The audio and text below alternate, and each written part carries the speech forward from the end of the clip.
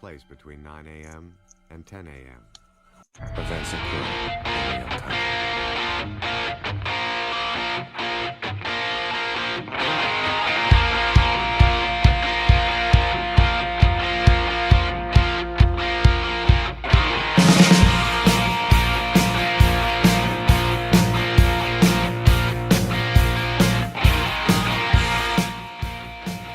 Good morning, everyone. Welcome. It's Wednesday. That's right. January the 27th. We're almost through the first month of 2021, which means, yes, it's almost February, which means, of course, the Super Bowl is just around the corner. And as we've been talking about for the first couple episodes of this week, we know who the opponents are. And we're excited to jump into that. We're excited to jump into whatever else, whatever other nonsense jumps into our brain. We're ready to talk about it because you know what? I got my buddy, my good friend, Mr. Rhode Island himself, on the other side of this mic here, and he's going to help carry the load. Mike, what's up, buddy? La, la, la. I'm doing well, buddy. I'm doing well. It's hump day. It's Wednesday, January 27th, and always a lot to talk about, always a lot to discuss, and it's one day closer to Super Bowl 55, and some big news in the world of baseball yesterday, Hall of Fame news, something we like to talk about on occasion. Got a funny feeling that may permeate into our conversation a little bit today, but nevertheless, always a pleasure, always an honor to join on the microphone, buddy. Yeah, and if anyone wasn't paying attention, and I don't blame you if you weren't, but there will be no one entering the class of 2021 in the Baseball Hall of Fame this year, which, look, in my opinion, I think this is just nonsense. Yeah. You know, the self-righteous voting I mean, in my opinion, I think there's this... honestly, I'm not even sure how to put it. I've ranted and raved kind of about the Baseball Hall of Fame before in the past. If you don't know my opinion on the matter, I think that Barry Bonds needs to be in the Hall of Fame. Don't give me steroids this, steroids that. Look, most of the people voting on these players, or not voting, were just as culpable, if that's the right word, culpable, as part of this steroid era of baseball. Most of these guys that are around at the time, the writers and folks that are Hall of Fame voters that were present during this era of baseball, who, guess what? No one cared. No one cared until everyone cared. And the problem is now people are having this revisionist history as if these players were looked at and vilified during the time in which they played, when in reality, they saved the sport of baseball. And I'm talking about guys like Mark McGwire, Sammy Sosa. Now, again, Sammy Sosa's qualifications for the Hall of Fame, that's a different discussion. This is more about guys like Barry Bonds, like Roger Clemens, two players that, guess what? You can't tell the history of baseball without these guys. And as much as we admire and respect and just hold in such high regard Hank Aaron, he's not the home run king. And again, I know he just passed just a few days ago, and this isn't meant as a disrespectful knock at him. This is just stating you can't look past the fact that Barry Bonds has hit the most home runs in the history of the game, and he was, arguably, you could make an argument he was its best player in the history of the game. I'm not going to say we're not going to have that argument. I'm just saying that that's how good he is. And the fact that, it's just this, I don't know. You got to put him in. You got to put him in. Make note of it. Look, like I said, scarlet letter this, put it on the plaque. Yeah, exactly. Put it right on the front. Like, steroid era hall. I don't care. But they need to be in the Hall of Fame because guess what? That's what they deserve. And again, this whole baseball writers, like, we already talked about the one guy who got his first ballot in, first time ever, and he submitted a blank ballot. I don't know what the exact number was, but there was obviously more blank ballots submitted. And it's just, to me, it's a shame. Right. It's just such a... this speaks more about the writers than the actual voting process. And as much as I hate to say I agree with anything anything Curt Schilling says. And look, we're not arguing about his Hall of Fame candidacy, but his withdrawal, again, his motives are not what I'm agreeing with. I think maybe his accidental point, because again, I don't like, I think he's out of his mind, but his accidental point that he made about, leaving it out of the hands of the writers and putting it into the Veterans Committee, that they, if once you lose your eligibility in the first round of things, you go to the Veterans Committee. That I agree with. Maybe that's the best way to do it, because again, maybe these guys are going to get the admiration and the respect from their peers that I believe they deserve. And again, this isn't to look past, their indiscretions. Make note of it, put it up, plaster it on the wall, have a video presentation as you walk into the wing of the Hall of Fame celebrating these athletes. I don't care. To me, and here's the thing, for folks out there saying you can't celebrate cheating, you can't, think of it this way. You're bringing your kids to the Hall of Fame, okay? They go into this hall, they start learning about these players. Well, guess what? Not only do they learn about these players, but they learn about the bad things that they did. And yes, can it be looked at as being rewarded by getting into the Hall of Fame? Sure. Okay, you can make that argument. But at the same time, you're also going into a Hall of Fame and being front and center, the poster children of the steroid era of baseball. And I think the more that's present, the more kids learn about that, the more that is hammered into the brains of the people that want to learn about this game, the more people are going to learn from it. And again, there's too many great players and there's too many players doing this at the time for me to just sit there and say, no, he doesn't deserve to get in, because where do you draw the line? Because of all the people that were caught, I can guarantee you there's a plenty that weren't, not only in this era, but prior. I mean, here's the thing. There was no such thing as steroids or HGH or any of this stuff. What, 40, 50? Who cared about that, So who knows how many players were doing that at the time, and no one gets a second thought. Now, again, I'm not accusing anyone specifically. I'm just saying that it's disingenuous to sit here and champion this cause of saying that we're not going to allow these people in the Hall of Fame when, I can guarantee you about 95% of those people in that room that were voting were right alongside with all these players, cheering on Mark McGwire, cheering on Sammy Sosa, as that brought baseball back. And you and I both were alive and plenty old enough to remember that summer very vividly, and what that really did for baseball.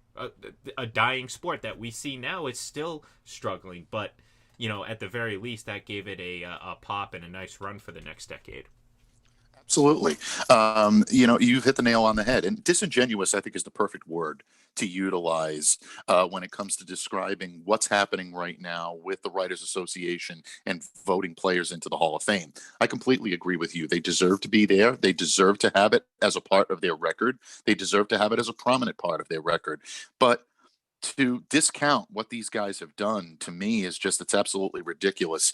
Barry Bonds has 762 home runs. Regardless of what you think of Barry Bonds and how he got those home runs, he has them. He has 7 MVP awards. That's more than double the next closest player. Roger Clemens, 7 Cy Young awards over 24 major league seasons. Only one of 4 pitchers in MLB history to record more than 4,000 strikeouts. It's absolutely asinine that these two guys are not in the Hall of Fame. Manny Ramirez, who is the most feared right-handed hitter in my generation, and maybe you can make the case one of all of the generations. I've said before, my dad was a huge Yankees fan. He absolutely feared Manny Ramirez more than anybody else on that Red Sox team, even more so than David Ortiz.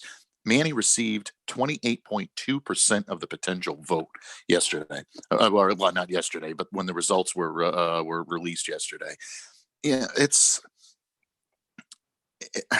I mean, disingenuous is the best word for me to put it, because I'm going to go off on a tangent that I don't want to go off on. But bottom line, when you look at the Hall and you look at what the candidacy is for these guys going in, it's hard to argue that some of these guys don't belong. And I think in a lot of ways, I think writers are either intentionally or unintentionally being even more disingenuous, maybe even being naive about how level the playing field actually was during this time. Yeah. This is not a select few guys that cheated their way to the top while everyone else was on a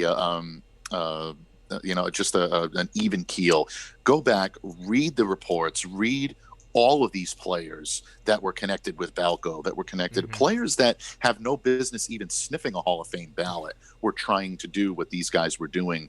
It just shows you that when the field is level, and these guys were pretty much all on it, and I'm not going to say all, but I think we're kidding ourselves if we think that more were not partaking in this than not.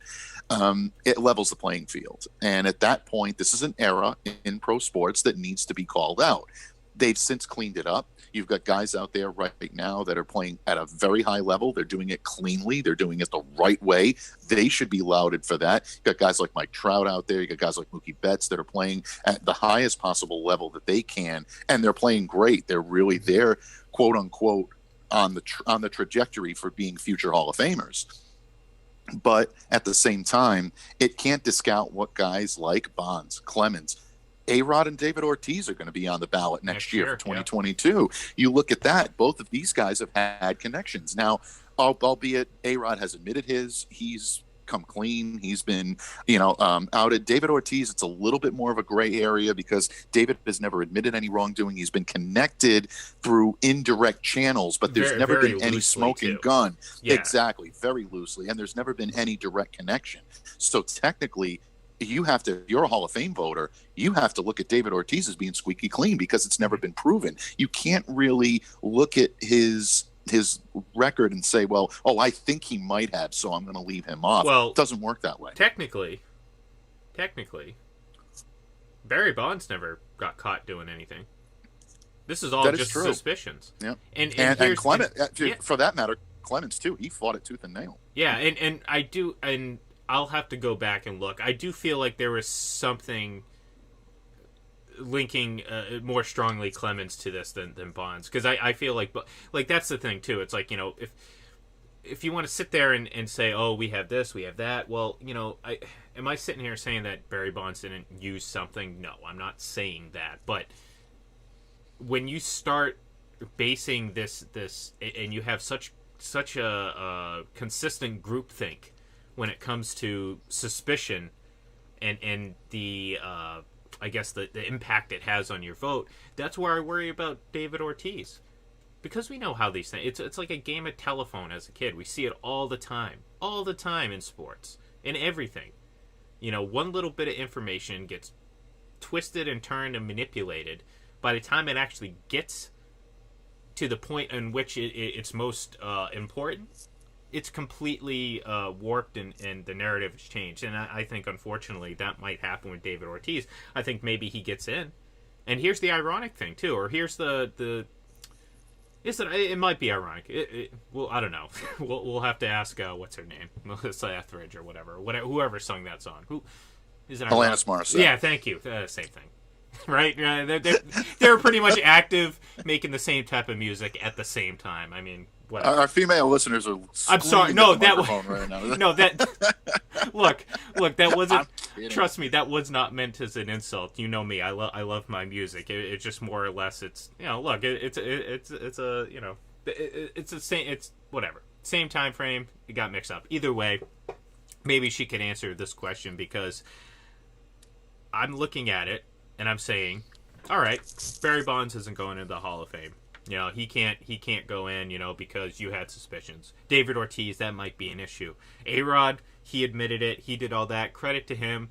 But the biggest thing he did was repair his image, become a media guy, and be J-Lo's husband. You know what I mean? And I feel like when he comes up, guess what?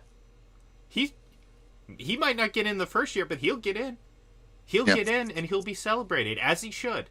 As much as I hate A-Rod, as much as I hate him as a baseball player, he deserves to be in the Hall of Fame. One of the best players of the generation. Without question. I guess things that he did, say during the playoffs, especially, slapping the ball out of the hand, all that stuff, kind of underperforming that first year with the Yankees, all that stuff. At the end of the day, he's one of the best players in the history of the baseball, and he'll get in. And I think he will get in because guess what?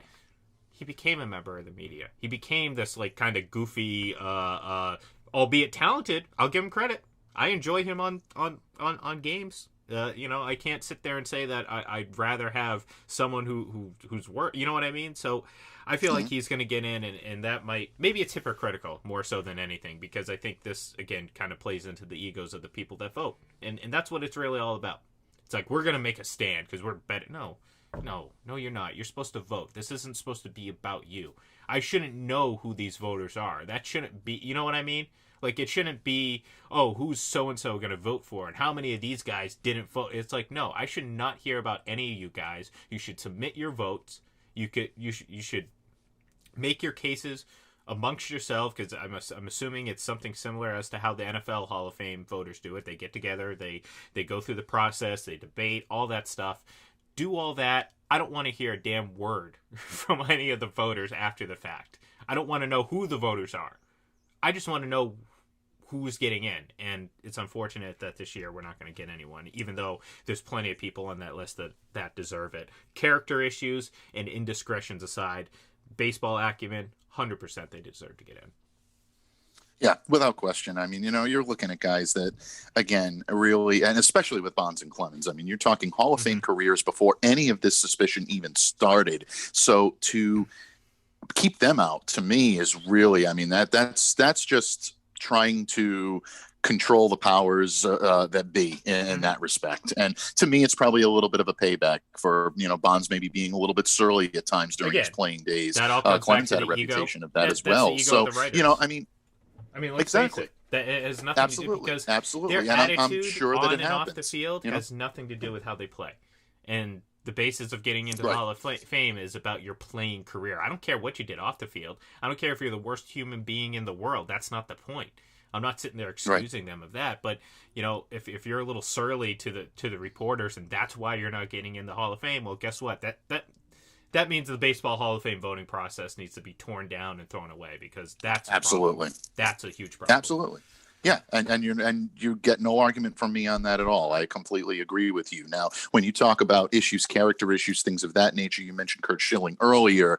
There are underlying factors there as well. So I'm not going to sit there and I'm not going to make that argument for Schilling, positively or negatively. That's a conversation for another day. Hall of Famer. He's not in the ilk of Barry Bonds. So, I mean, I think there is a difference. Absolutely. Completely well said.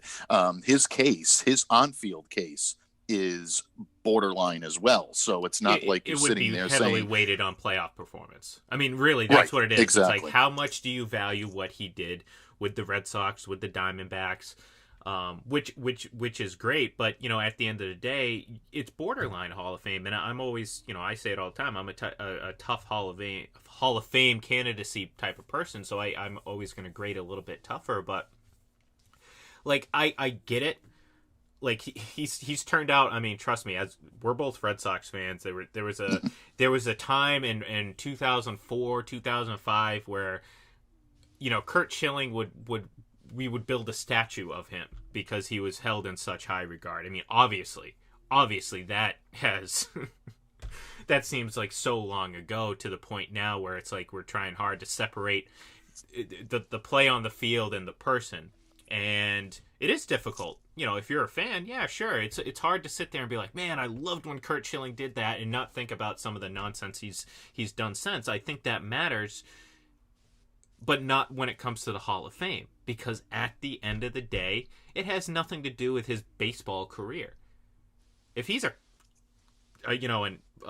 terrible person off the field, and that has nothing to do or on the field with baseball, then yeah, I mean, you can morally judge him, and he'll pay his just due when his issues arise. Well, maybe not. I don't know. He kind of defrauded Rhode Island and got off scot-free. But, for the most part, you kind of think that, he'll get his, I guess, in a way. But it has nothing to do with baseball. His baseball career's over. Anything that happened after the end of his baseball career, I couldn't care less. And that's not saying to dismiss what they've done. I mean, they could be horrible people, go to prison, whatever. They're part of the history of the game, and I just, that's my thing. I mean, I'm not big on, like, again, I'm trying not to minimalize character issues because, again, that's kind of a broad spectrum. You know what I mean? Like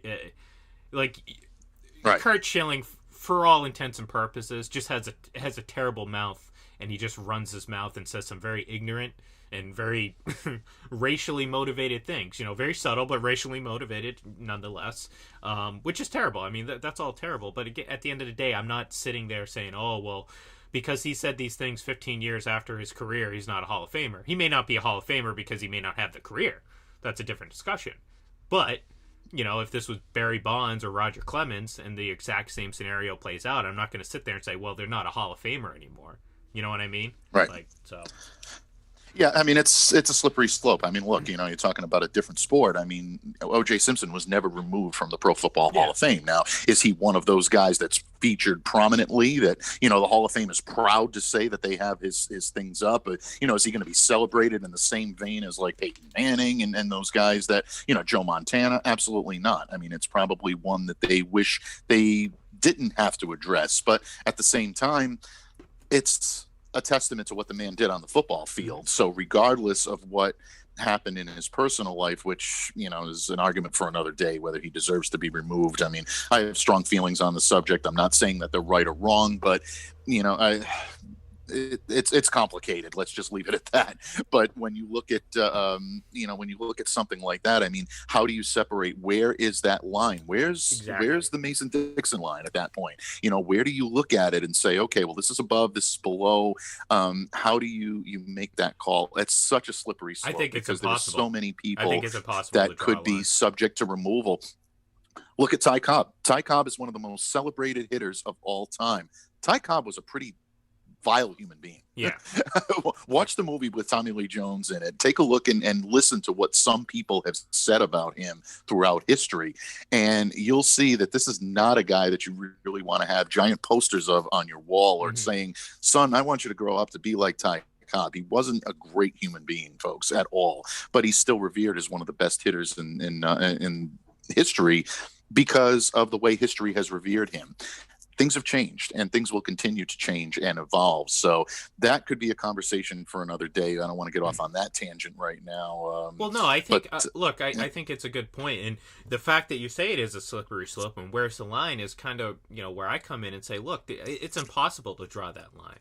Because then you're going to have to go back and literally it would almost be easier just to tear everything down and then build it back up. So in my opinion is, well, the line doesn't exist. Just, again, worry about what happened on the baseball field. I don't care what happened off the field, who the person was personally. I don't care if you as a writer had a personal grudge against this person or he was surly or he was, you know what I mean? Like, you know, is Bill Belichick not going to get in the Hall of Fame because he had an attitude with reporters?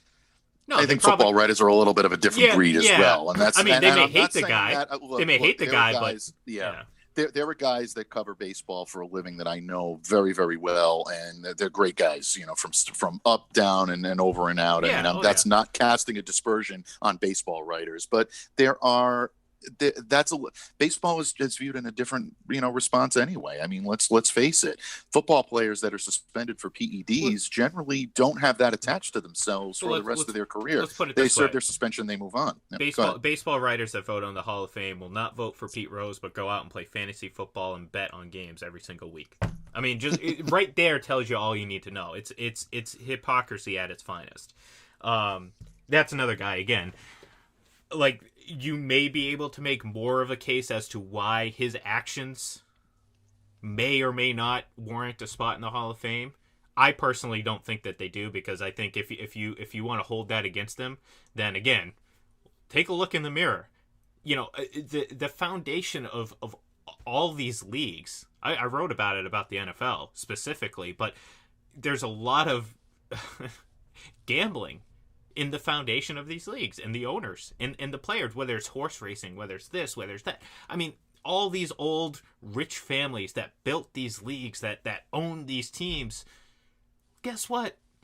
They had a lot of hand in gambling and stuff like that. So, you know, it's hypocritical to sit there and again, say that Pete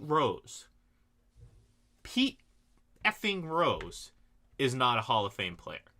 And it to me, again, it just brings down the whole credibility of the whole organization.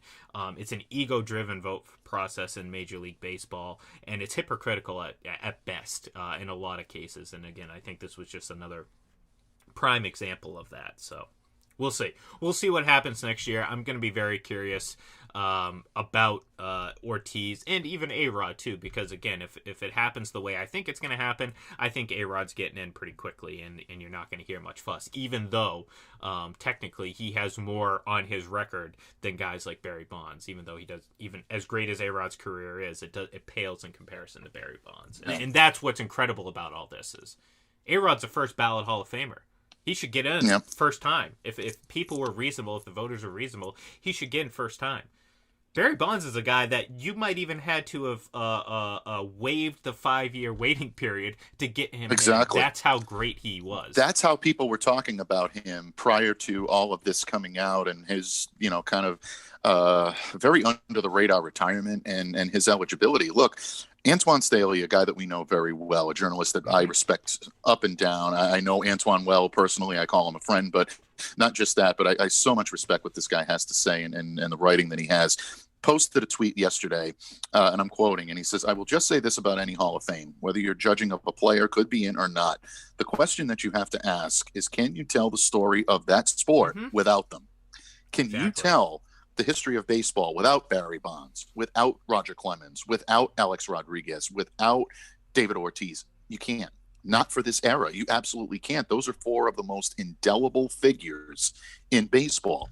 Derek Jeter's one of them. Derek Jeter obviously is going into the Hall of Fame. He's been voted in. Mariano Rivera, another one that definitely deserves to be there. But these guys deserve to be there along with him. You want to put a certain designation on these guys for what they've been accused of or what they've admitted. In A-Rod's case, all for that. We definitely are all for that. But to me, I think that is a perfect way to sum it up. And, in terms of that, I mean, at that point, you look at it and you say, well, if you can't tell the story of baseball without them, then how really can you justify keeping them out of the Hall of Fame? Mm-hmm. There were ways to do it and acknowledge what they did, but still honor them, exactly like you said earlier, Bud. Yeah, because, at the end of the day, too, it's giving baseball itself a free pass. Because this wasn't them fighting at every turn to get this out of the game. This was, they just turned a blind eye. And to now sit there in judgment of the players that you so feverishly cheered on and rooted for as the league grew and you made money, now all of a sudden they've ruined the game, they've hurt the game, this, that, and the other. It's just hypocritical. I kind of wish John was here today because he's a big Barry Bonds guy, and we agree on that. I love Manny Ramirez. I don't think I've ever seen a better hitter in my lifetime, personally, than Barry Bonds. And, that doesn't mean that I love the guy. I mean, again, the guy was surly. He was short-worded, but that doesn't matter. That doesn't change the opinion. It's like those silly arguments. I think I made a comment about this last week, maybe, when like for instance, like Aaron Rodgers will donate, like, say $5,000. I mean, obviously he donated more, but just for an example, he'll donate $5,000 to something. And some family issue or something like that. Who knows? Anyways, he donates this money, and all of a sudden, in the comments on social media, that's why he's the GOAT. No, it's not. Well, first of all, I mean, there's a lot of reasons why he's not, but things often, that doesn't have anything to do, or same with LeBron. It's like LeBron will do something great off the court and do something, and it'll be like, that's why he's the greatest of all time. It's like, no. That's a fantastic gesture that he did. That's great for him, and he's a great person for doing that. But it has nothing to do with his qualifications on the court. And like, I feel like it started as kind of a tongue-in-cheek type of comment, but like I feel like it's been given more validity now, where like people will start using like things they did off the court to enhance their play on the court or on the field or whatever, and I think it's just silly. And this is kind of into that whole nonsense too, but I don't know. Well, a lot of that is coverage. A lot of that is coverage driven too. Yeah, I think a lot of the coverage melds together now. I think you have, before, and I'm not saying this, like, oh, back in my day, and all that, but seriously, I mean, those types of those types of stories were usually separated before, whereas they meld together a lot now. So I think it becomes a part of your portfolio. And it really becomes a part of your public persona as well. What are you doing on the field as opposed to off the field? I think that comes together now in a way that maybe it didn't 10, 15, 20 years ago. Players were not held to the same standard when it came to that. There were certain players. I mean, Roger Clemens used to dress up in full uniform and visit the Boston Children's Hospital on a weekly, sometimes, multiple times per week, and just sit and listen to fans and sign autographs and do that. You don't hear that much about his legacy. Now it's all about the disgraced Roger Clemens that, cheated his way to, a post Red Sox career, and we have to banish him for life. I mean, those types of things nowadays, those things would be much more publicized. They'd be much more celebrated and would probably count in his favor. But it's just not covered the same way anymore. And a lot of that is because coverage has evolved. It's not because the reporters aren't doing it or they're looking to stick it to anybody. It's just a different method of journalism than we've seen in the past. Oh, no doubt. No doubt. And if Tom Brady wasn't living, y'all could be in the Super Bowl. That's it. I hadn't heard it yet. No, it's great. I woke up today and I was thinking, man, thinking about what was. Now this one's different. This one's a little different. Obviously, it's not with New England, but this is the 10th time now that we actually, technically, this is the 9th time we've gone through the 2-week process. Because if you remember, the very first Super Bowl. There's only a week between the championship games and the Super Bowl because of 9/11 and circumstances that followed that. But this is the 10th build up to a Super Bowl with Tom Brady participating, and it the process. It's incredible to think that, from a perspective of rooting for a person or in this case, a team through a person, obviously being a Patriots fan and the fact that they're not in it makes this a very easy thing to do is to root for Tom Brady. I kind of got the process down, man. I kind of know the anticipation. Now it's a little bit easier. You don't have that added angst and anxiety of it being, in my case, my quote-unquote hometown team, my favorite team. But there is that anxiety and there's that excitement because, and I've said before, my favorite player. But the player that I'm most eager to see win is participating. And I want to get your opinion, Mike, because how different is it for you for these 2 weeks? Take the job out of the aspect for the minute. Obviously, we have to... try and display some sort of professionalism. I don't know how well we actually do it, but we try. But throw that aside for now. Be a fan. What is it like right now as a Patriots fan who isn't a maniac and isn't shunning Tom Brady right now, who's actually rooting for him? But how do you feel, with this build up as we get closer and closer to the Super Bowl? It's interesting up here in New England. There seems to be a lot of a groundswell for Tom and the support that he's getting, and it really is. It's great to see because the vast majority of the fans and people that I interact with, whether it be here, whether it be fans of Locked On Patriots, are really getting behind the Buccaneers. Not so much the Buccaneers, but they want to see Tom do it. It's really more about getting Tom his 7th ring. It's almost like New England is taking some sort of page out of that as well. I've even seen a couple of fans idiotically say oh, well, they should put a banner up or something to commemorate if Tom gets his 7th ring in Gillette. I think that's a little bit over the top because we're talking about the team here as opposed to an individual player. There'll be plenty of times to honor that when Tom is inducted into the Patriots Hall of Fame. I think there could be even a separate little, opportunity for him to commemorate what he did with the Buccaneers. But I wouldn't hang a banner in Gillette or anything like that. I think that's a little off. But the vast majority of fans are taking it pretty good. There are some out there that are bitter. There are some out there that take it against Tom, which I can't understand. I've heard Tommy Trader thrown around or Trader Tom thrown around a few times. I think that's ridiculous. There are some fans that are very upset with management, particularly Bill Belichick, for forcing Tom out. He has a lot of nicknames. Yeah, he does. It's Trader Tom, Tom Trader. I'm going to give him a nickname right now. that I think it's the most appropriate. It's not Comeback Kid. It's not Tom Terrific. It's not that. You know what it is? Mr. Super Bowl.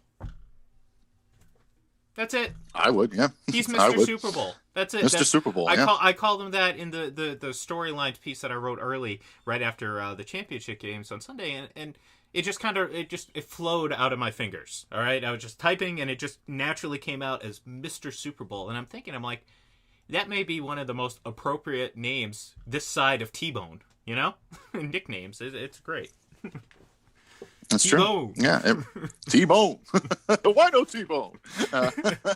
But no, I mean, it really, that's, I told you, the Super Bowl really should be named the Tom Brady Invitational. I mean, look at how many times. I mean, he's invited all of these guys to at least compete in AFC or NFC championship games, or invited them to the Super Bowl. He's been the only constant. Throughout all of this, throughout the last 2 decades, Tom Brady has been pretty much in the conversation, or in at least the championship game in the conference, if not the Super Bowl, more often than not. I mean, it really is remarkable what he's been able to do. It's 18% of the Super Bowls that have been played in history have included Tom Brady. That's ridiculous. That's a ridiculous statistic, especially when you think in a sport that's not known for its longevity. Well, let's put it that way. Well, I was going to say, and that you got to take into account that, 18% of all Super Bowls in a span, and you have to think about the percentage that Brady was actually in the league relative to the number of Super Bowls. So it's like that 18% is actually even, bigger than it seems. I want to give some credit to Jeff Saturday, and I know Jeff Saturday, former Colt. I'm going to give him some credit because I saw a clip, and it was posted on Twitter yesterday.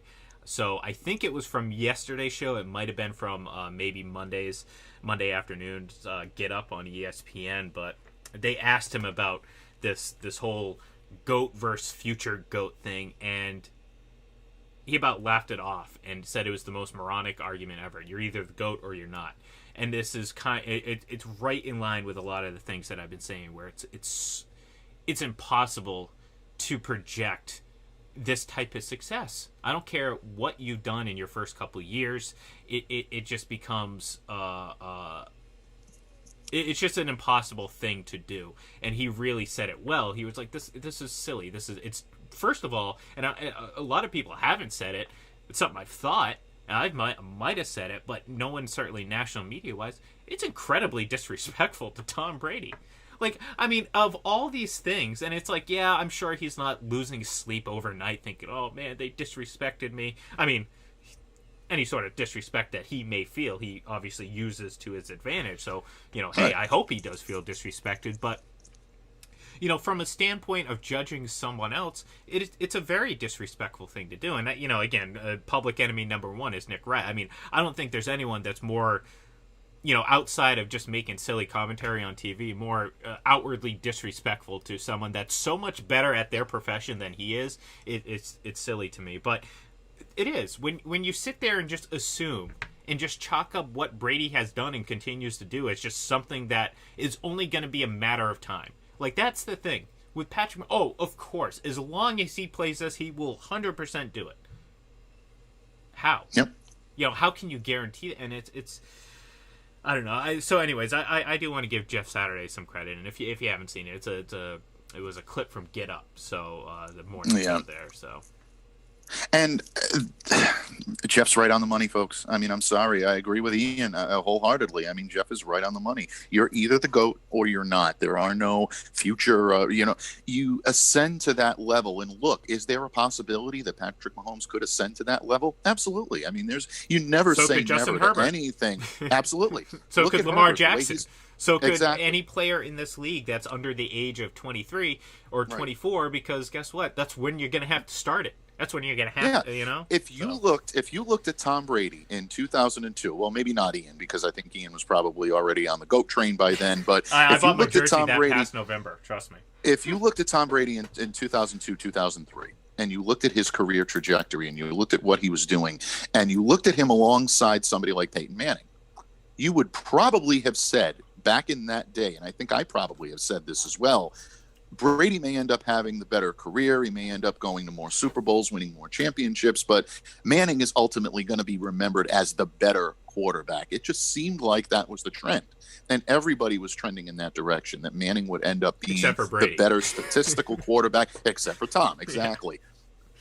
Fast forward 20 years later, and that GOAT debate has already been settled. Now people say, oh, it's him versus Mahomes, or it's him versus Rodgers, or you keep volleying for the player that he's competing with. You even hear Breeze more than you hear the Brady Manning argument. Even Brady Montana is brought up more than the Brady Manning argument. He's left that pretty far in the rearview mirror. So take it under context, folks. Things can change. Just because someone is on the right track doesn't mean it's going to happen. And we'll go back to the point that I made yesterday. I think people are becoming too desensitized as to how difficult what Tom Brady has done over the course of the last 2 decades really is. It's not easy to dominate the NFL the way he's done it. You can't automatically assume someone else is going to do it. Yeah. So, someone who's 20 years old, all they know is that the NFL is easily dominated by one player. So in their minds, well, of course, the next really good player to come along is going to dominate for 20 years, when no, that's just not how it happens. There's been plenty of great players that come and go. None of them have dominated the way Tom Brady has. So that's exactly where you're right, where it's like, hey, this doesn't just happen. Like it's crazy. Like I in the spirit of the Royal Rumble coming up this weekend, Tom Brady's like Shawn Michaels, entering number 1 and lasting the entire time. You talk about, it was Peyton Manning, Drew Brees, Aaron Rodgers, Patrick Mahomes. I feel like we're missing someone. Maybe even Ben Roethlisberger got thrown in there early on in his career after his hot start. All these guys. Kurt Warner was great. I said it yesterday. If Patrick Mahomes doesn't win the Super Bowl, he's Kurt Warner, and that's not that's not an insult. I'm just saying, this is putting things in perspective when people sit there and want to say, oh, we've never seen this before. And if any of you have followed my timeline, and folks that we follow we both follow and know, that was one of the things that people were saying. And not surprisingly, it was someone who worked on Undisputed. I noticed that in his profile, but which I was like, oh, okay, all right, makes sense. But when you sit there and say, oh, in referring to Patrick Mahomes, say we've never seen this, we've never seen anyone do this before, that's a blatant lie. Like, you don't. Here's the thing: you don't have to lie and exaggerate to celebrate what Patrick Mahomes is doing, and everyone does it. Everyone does it. Like, when he makes a great play, you can say, hey, look, that was a great play. Like, that was a fantastic play. But the second you say, wow, he's just doing things no one else can do, well, all of a sudden it just trivializes the whole sport. That's what it does. It trivializes. It just makes it kind of a goof. It's like, all right, here we go. More hyperbole. All right, here we go. It doesn't matter that I can pull a clip and say, hey, here's... Here's 25 examples of other players doing exactly that. Now, again, does that mean that they're ultimately going to be as good as Patrick Mahomes? No, I don't really know. I don't know the future. If I did, I would have bought GameStop. Like, trust Absolutely. me. Like that's the thing. Like, none of us do, and like we can sit here and use stats and use this and use that, but like people sitting here and projecting Mahomes stats. I said it yesterday. Guess what? It's heavily weighted by 50 touchdowns his first year. Now, is that going to be the normal every single year? Well, no. We've seen that's not the normal so far the 2 years preceding that, or preceding that. I said preceding, I think, but so again, it's silly. I think Jeff was right on the money when he said, "Hey, I think I'm paraphrasing him a little bit, but he basically said it's the most idiotic argument you can make," and I chuckled a little bit because again, that's kind of that's like the MO of guys like Nick Wright and Shannon Sharp, who will sit there and say, oh, well, based on these 3 years, this is what he's going to do over the next 25. Like, that's so stupid. That's so stupid. It really is. It really is, truly. But, that's the argument that we're going to get, and we're going to continue to get it for the next however many days we have until Super Bowl 55. It's the way things are going to be. They want to anoint the latest, and you're going to continue to hear that. And unfortunately, it's just the way it is right now. That's why we're here, man. That's why we're here. We're here to fight back. We're here to keep history alive because at this rate, well, again, I mean, as long as Brady keeps playing, I mean, he's going to play another, 5, 10 years. Why not? Just play till you're 50. Absolutely. Just play till you're That's right. 50. Might as well at this point. Yeah, definitely. Play a half a century. Yeah. Literally, Well, I mean, really, at this point, I mean, it's that's the thing. I mean, it's getting laughable. Just how